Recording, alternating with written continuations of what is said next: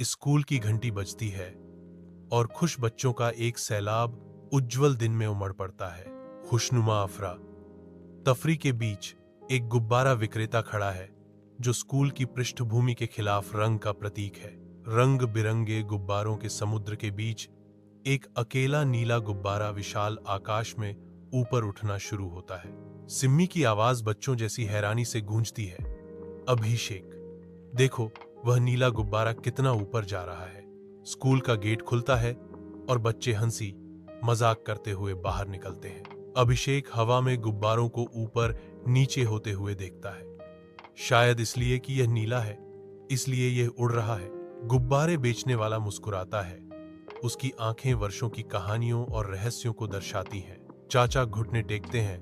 उनकी आंखें बच्चों को देखकर चमक रही हैं। बच्चों, क्या आप जानते हैं, क्या यह गुब्बारे का रंग है जो उसे ऊपर तैरता है या कुछ और? बच्चे आश्चर्य से एक दूसरे को देखते हैं। उनकी बातें पृष्ठभूमि में फीकी पड़ जाती हैं। स्कूल के गेट पर एक प्यार करने वाले चाचा ने अपने बेटे के साथ एक गहरा सबक साझा किया। बेटा, गुब्बारे का रंग उसे ऊपर नहीं उठाता, बल्कि उसके अंदर की हवा उसे ऊपर उठाती है। इसी तरह किसी व्यक्ति की ऊंचाई उसकी दिखावट या कपड़ों से नहीं, बल्कि उसके विचारों और कड़ी मेहनत से निर्धारित होती है। अभिषेक और सिम्मी शांत चिंतन में खड़े हैं। जीवन के बारे में एक गहरा सत्य उनके मन में गूंज रहा है। सिम्मी पर समझ का भार तब पड़ता है जब वह दिन के पाठ पर विचार करती है।